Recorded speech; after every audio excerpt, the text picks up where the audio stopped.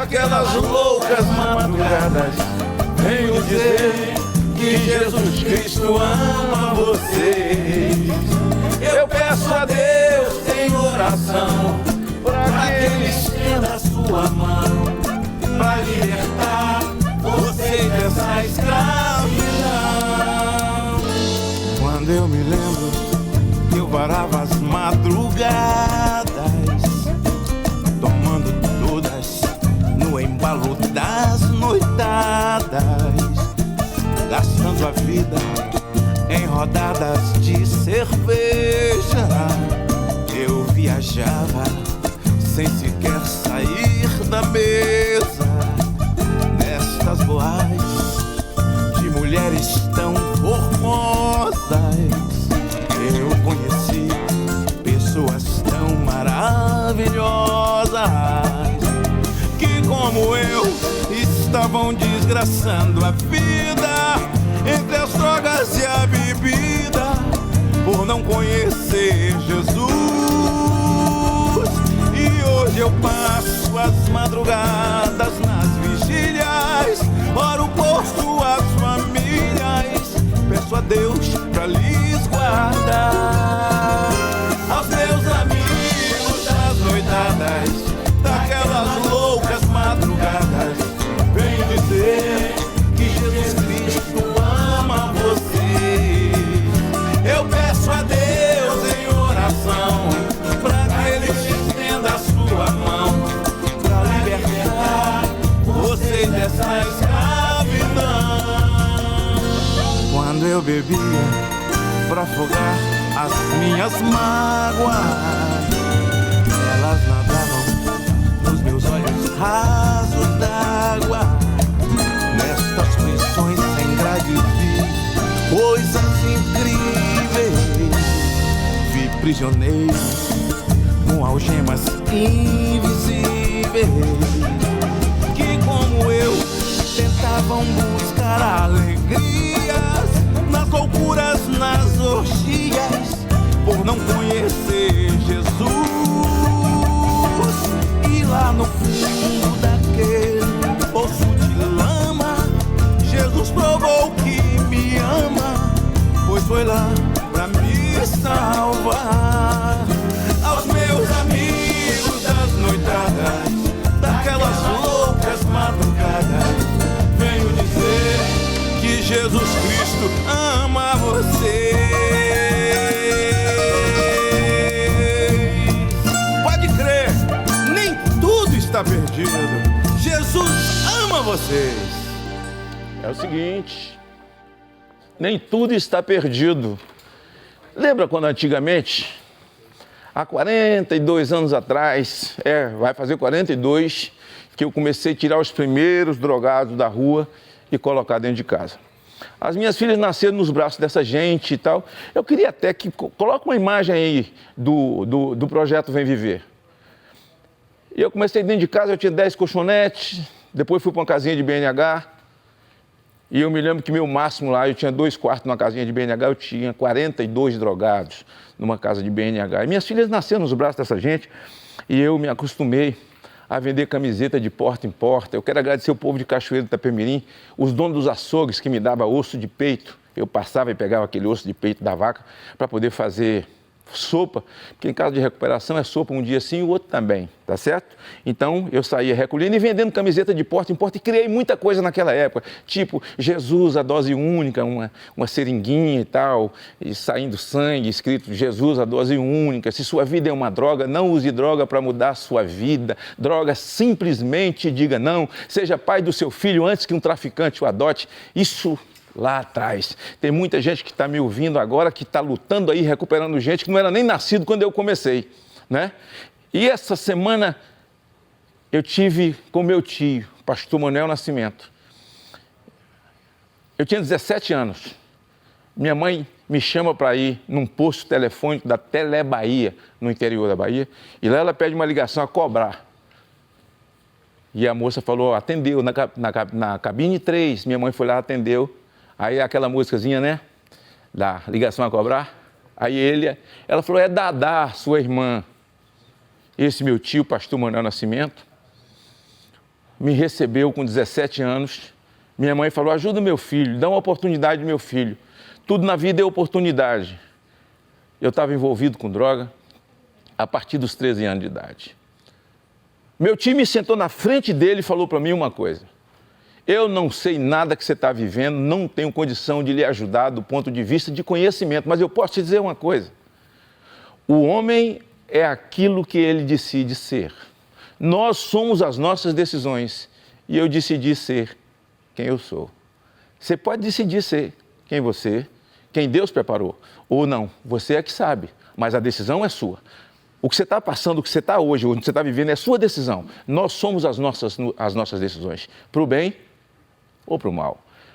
A partir de lá, avassalou-se. Tudo que eu falava, eu ia para as escolas me oferecer. Na época do mimeógrafo, eu fazia as cartilhas, eu imprimia no mimeógrafo com álcool e depois ia lá dar para as professoras, para elas decorar aquilo e repetir para os alunos. Eu me oferecia para as escolas dos distritos fazer palestra de prevenção às drogas. Hoje eu conheço centenas de pais de famílias que dizem, olha, eu ouvi você, eu tinha 15 anos, eu tinha 16 anos na minha escola e você evitou que eu fosse uma derrota, uma catástrofe. E outros falam, eu ouvi você lá aquela vez e tal, olha, aí você olha para o cara, parece que o cara já morreu faz muito tempo. E tantos que ouviram já foram, outros que ouviram estão presos, e aí depois o projeto Vem Viver cresceu e tal, que é isso que vocês estão vendo aí, nessas imagens aí, em Cachoeiro do Itapemirim, e é o meu sacerdócio, é o que eu faço, é o sacerdócio de muita gente nesse país. E a minha vida pública não foi uma outra coisa senão respirar esse ar, lutar, fazer os enfrentamentos e buscar que o poder público acorde, porque o poder público não sabe fazer nada, mas também não tem disposição para poder estender a mão e dar à sociedade aquilo que ela lhe pede. Porque o poder público, no máximo, tinha que se empenhar muito em fazer prevenção. Porque ajudar a casa de recuperação tem que fazer, tá bom, mas é UTI. Quando o cara vai para uma casa de recuperação, ninguém sabe se vai morrer ou se vai viver. O cara é o último estágio dele, né? E aí eles ficam todo mundo ofendido porque o cara chega e não, porque não pode dar ensino religioso para o cara. Então, vocês vão ter que botar na televisão, vão mostrar para mim quantos vocês recuperaram com um remédio. Me mostre quantos que foram recuperados pela ciência, quantos que saíram das drogas porque a ciência quis, porque eu, com todo respeito à medicina, com todo respeito à psicologia, eu não conheço, olha que nós recuperamos 85% dos que entram lá. Você sabe qual é o remédio que eu conheço, nego velho? Vou te falar qual que é, e dá certo. Deus de manhã, Jesus meio-dia, Espírito Santo de noite. Aí o nego fica com raiva, não, porque a Organização Mundial de Saúde, não conheço ninguém que a Organização Mundial de Saúde recuperou. Me mostra, agora me peça um caminhão que eu levo. Desgraçados, gente tirada da rua, que estudou, virou doutor, que tem família, que virou lutador, que virou uma série de coisas. Marcelo Guimarães do UFC, meu querido Paulo. Marcelo Guimarães, essa fera. Bota a imagem de Marcelo Guimarães trocando porrada aí. Aí, ó, dá para tirar o cachimbo de craque da mão e fazer isso aí, ó. Mas é preciso não tão somente ter vontade política, isso é uma conversa fiada, porque conversa política é por aqui. E tudo que começa por aqui para o ser humano nunca vem parar aqui. As coisas precisam começar aqui. Se começar aqui, vem parar aqui. Mas tem que começar aqui. Então essa história, né? O sujeito é candidato a prefeito, é uma falácia. É porque eu vou construir uma casa de recuperação. Você vai construir, você vai recuperar como? Você vai contratar funcionários para a pessoa dar um turno lá? Você vai dizer ao funcionário que ele não pode ter vício, que ele não pode beber, que ele não pode fumar? Como é que é isso? Como é que vai ser? Depois o funcionário entra na justiça dizendo que estão discriminando ele. Mas quem é que vai tomar conta? Meu amigo, isso não é obra social, não, isso é sacerdócio. Tem uma freira aí, recuperando? O pessoal do espírita está fazendo? Os evangélicos estão fazendo? Os católicos estão fazendo? Apoia eles. Deixa de invenção, mas você construiu o que tu não sabe fazer. Você é sacerdote. Isso é mentira, isso é falácia. Ajuda quem está fazendo. Vai lá, o cara tem 10 pessoas, só tem um espaço desse tamanho, fala, se eu ampliar isso aqui, você tira 20 da rua, o cara fala tiro. É tudo doido, se você falar 100, ele fala tiro. Vai lá naquela irmã de caridade, tá com 4 meninas grávidas, fuma crack, ela tirou da rua, deu a cama dela, foi dormir no sofá. Se você disser, irmã, se a gente ampliar isso aqui, botar um freezer, uma geladeira nova, mais cama, a senhora tira mais menina da rua, ela fala tiro. Então isso não é coisa de evangélico, não é coisa de católico, não é coisa de espírito. A luta pela vida é nossa. Agora não dá para uma conversa fiada dessa para o cara querer fazer palanque político em cima disso, dizendo que vai construir uma casa de recuperação. Mentira! E se fizer, dá errado. E se fizer, dá errado. Porque isso é briga espiritual, meu irmão. É briga aberta com Satanás 24 horas por dia. Então eu quero falar sobre isso aqui.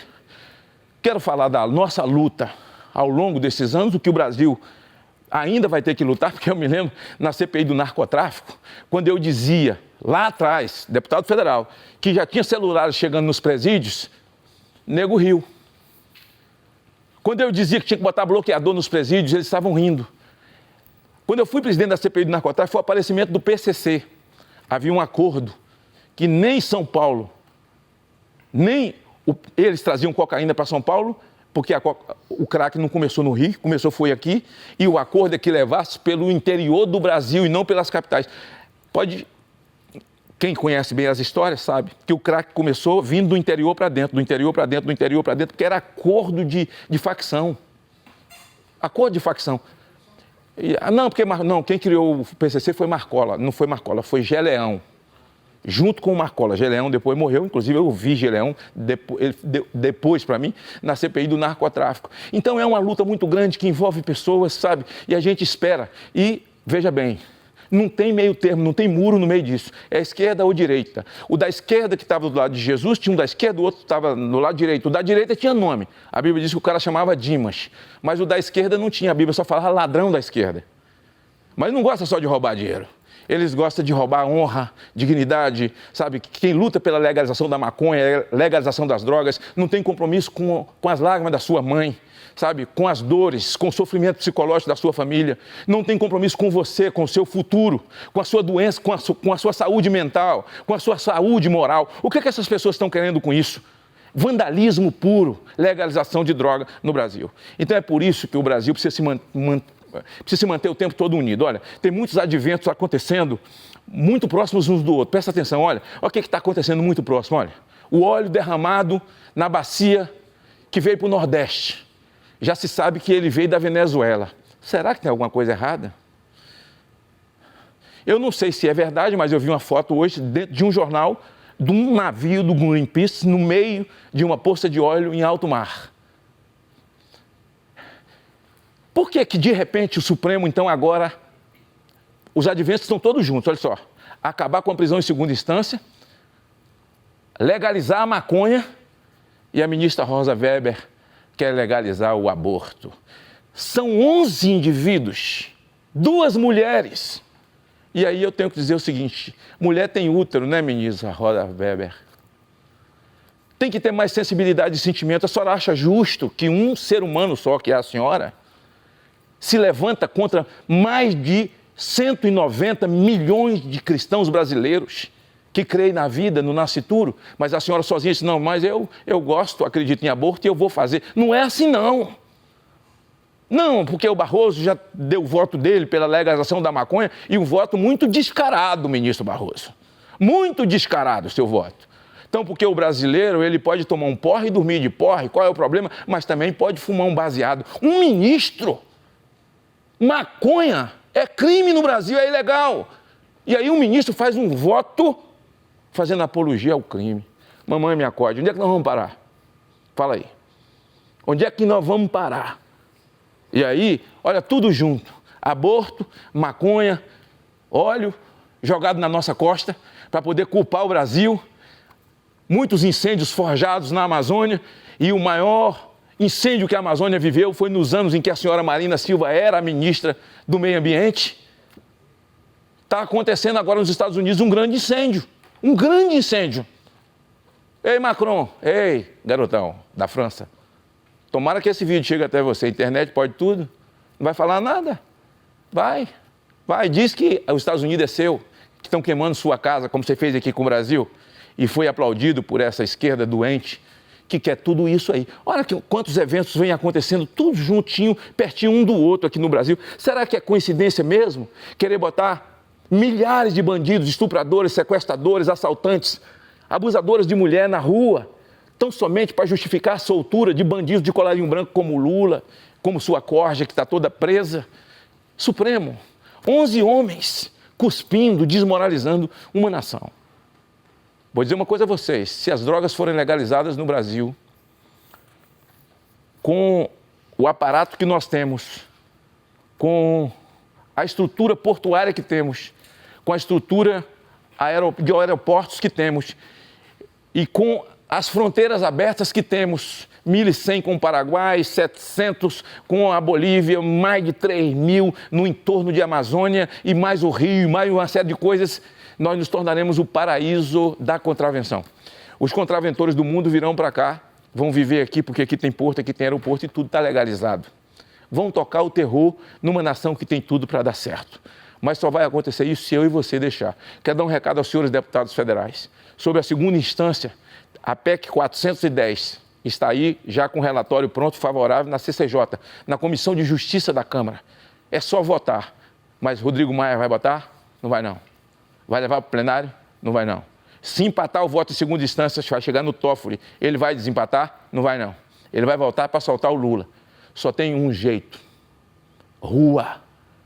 Não para mudar o Supremo, porque eles não estão nem aí para vocês, nem para mim, nem para ninguém. Pode ir para a rua, a gente fazer o que a gente quiser fazer. Eles não estão nem aí, eles nem nos vê. Eles andam de carro blindado. Eles têm sala VIP nos aeroportos, não tem medo de andar no meio do povo para não tomar vaia. Não estão nem aí para nós. Mas rua, sabe para quê? Para apertar o Congresso, para apertar a Câmara. E eu sei, 26 anos de ininterrupto de vida pública. Eu sei que quando o povo vai para a rua, eu sei como eles se sentem lá. A PEC, proposta de emenda constitucional, 410, que institui a prisão em segunda instância e acaba com essa falácia do Supremo. Supremo?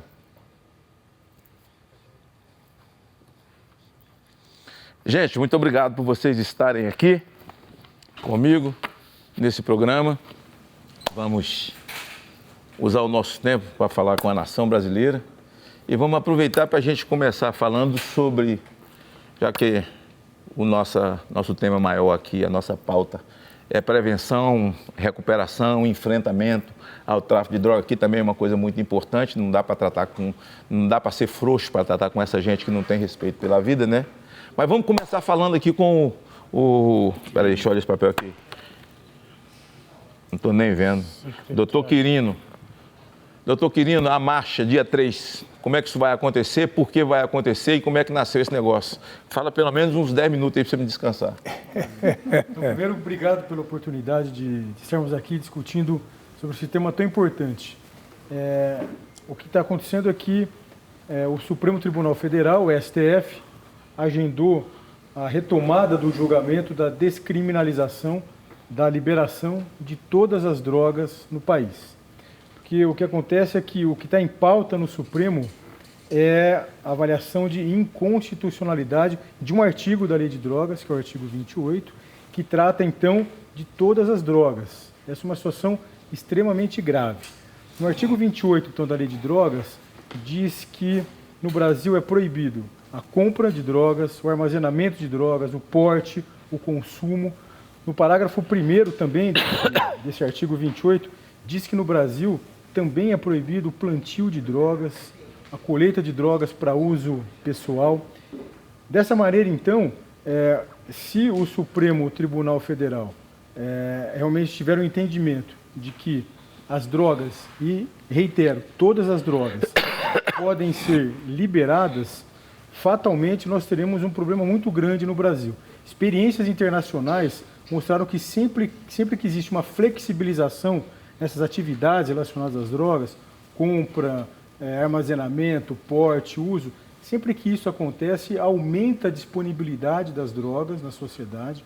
Com isso, consequentemente, aumenta o consumo dessas substâncias, aumenta o número de pessoas com dependência química e, por consequência, então, todos os problemas relacionados a essa situação.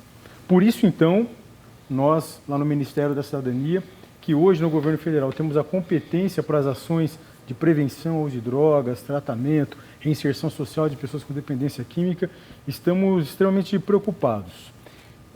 Diante dessa situação, então, várias entidades da sociedade civil que trabalham na área de prevenção ao uso de drogas, tratamento, reinserção social, começaram a se mobilizar para mostrar para o Supremo Tribunal Federal que, na verdade, não aceita essa situação de liberação das drogas no país.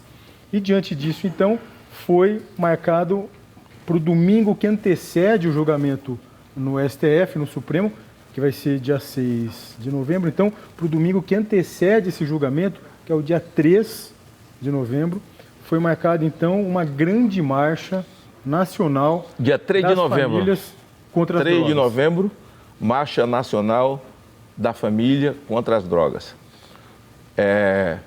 Se vai ter multidão, interessa muito. Se vai ter a metade da multidão, também interessa. Se vai ter só você e seus filhos na rua, interessa muito. Se vai estar você e seus vizinhos, interessa muito. E aí eu quero apelar a quem tem microfone.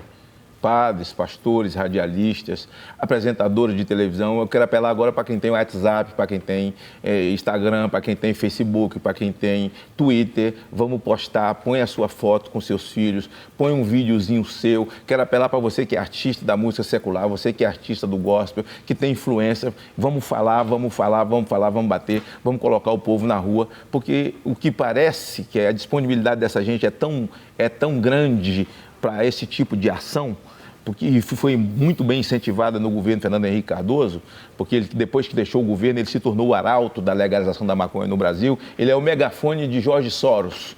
Ele é que é o megafone, ele é o menino propaganda da legalização da maconha. Ele saiu do governo, quis se manter na mídia, criou a Senad, fez um discurso na ONU bonito, dizendo que ia erradicar as drogas no Brasil em 10 anos. Primeiro, mentira, que ninguém vai erradicar nunca, nem querendo.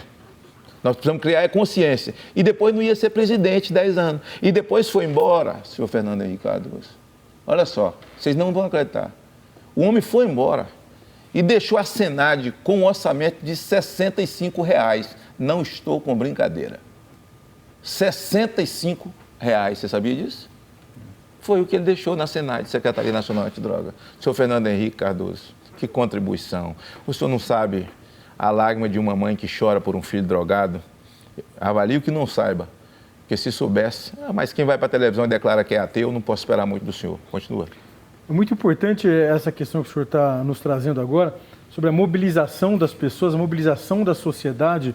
E aqui eu já agradeço ao senhor. O senhor fez o primeiro vídeo desse movimento, foi com o seu vídeo que nós iniciamos todo o movimento a partir de então. Hoje, esse movimento, então, já está em todos os estados brasileiros.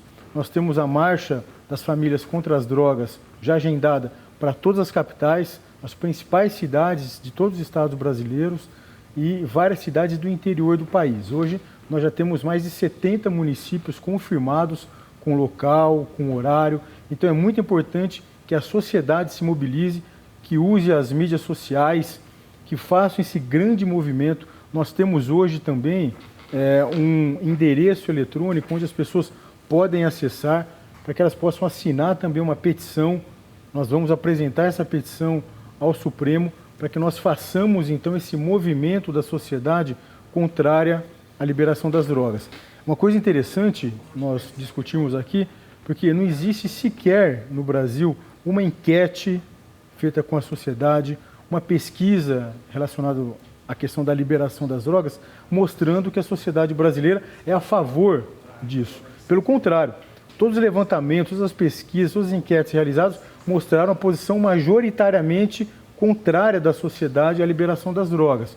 Então é importante que a sociedade se manifeste dessa maneira, que vão para as ruas as pessoas entrem nesse site que foi criado, que elas votem a petição contrária à liberação das drogas no Brasil, para que a gente possa, então, mostrar ao Supremo que o Brasil já tem problemas demais com as drogas e para que a gente possa fazer frente a esses graves problemas que nós, na verdade, temos, a alternativa não passa pela descriminalização das drogas. A alternativa para o enfrentamento a qualquer problema relacionado ao cenário das drogas hoje não passa pela liberação das drogas. Por exemplo, nós temos no Brasil um problema importantíssimo relacionado ao aumento de homicídio no Brasil. Parte desse aumento de homicídio no Brasil relacionado ao cenário de drogas. No ano de 2017, nós fechamos com mais de 63 mil homicídios. O adubo da violência no Brasil são as drogas, velho. Isso. Então, assim, se nós... Vocês podem entrar no papo aí, então, viu? então, assim, se nós acreditarmos, né, que nós vamos liberar as drogas e nós vamos conseguir fazer frente ao aumento de homicídios que nós temos no Brasil nos últimos anos, isso é uma grande falácia. Pelo contrário, nós vamos simplesmente aumentar os homicídios. E vamos trazer mais criminosos para cá para dentro. Criminosos internacionais. Tem uma outra questão que é importante em relação, por exemplo, ao narcotráfico, né? Experiências internacionais, como por exemplo o Uruguai, que passou por um processo de legalização, aí só da maconha especificamente. Sim. O Uruguai enfrentou um aumento do narcotráfico. Financiada pelo Jorge Soros, viu? Exatamente, um aumento dos homicídios. Só no primeiro semestre de 2018, nós tivemos um aumento de 66% dos homicídios no Uruguai. Exatamente. Tivemos um aumento no Uruguai de furtos de domicílios, roubo à mão armada, ou seja, um país que era um país pacato como o Uruguai. Saúde pública com vários problemas, ou seja, o enfrentamento a todos os problemas relacionados às drogas, como criminalidade violenta, como encarceramento, combate ao narcotráfico, não passa pela liberação das drogas. Isso é uma grande falácia e precisa ficar claro isso para a sociedade brasileira. Primeiro, parabenizá-lo, viu, Malta, pela abertura que você fez. Nós representamos 100 mil famílias que o Amor Exigente acolhe mensalmente, gratuitamente. O fórum para liberar é o STF ou é o Congresso? Quem legisla é o Congresso. Como é que o Supremo Tribunal Federal, com 11 pessoas, querem definir o que vai acontecer com os nossos filhos, o futuro desse país? Quem vai ganhar com isso? Eu acho, né, e você esteve lá por muitos anos, com muitos projetos que você colocou lá, que a Câmara e o Senado deveriam reivindicar isso daí. Não é possível que 11 pessoas vão definir o que vai acontecer com o nosso país. Mas reivindicam, eu acho que reivindicam, poucos verbalizam, poucos fazem o enfrentamento, né? Até porque grande parte tem o rabo preso lá, né? Então, e você, o problema é o seguinte, todo ministro de Tribunal Superior, ele é sabatinado no Senado. Não é nem na Câmara, é no Senado. Mas o cara, quando senta lá, ele vende a mãe para virar ministro. É verdade. Quando tudo que você pergunta a ele, ele faz. Rosa Weber, vamos para uma resposta dela. Ela pega, isso aí é ativismo judicial. Eles estão se metendo num outro poder. Ela respondeu da seguinte maneira, não foi, ministra Rosa? Quando perguntada sobre o ativismo judicial, a senhora disse, eu sou contra. Isso é um absurdo. Se o ministro quer fazer lei, ele que entregue a toga e vá disputar a eleição. É o que a senhora devia fazer. Agora a senhora está lá, na mão com a legalização do aborto e acha que pode fazer.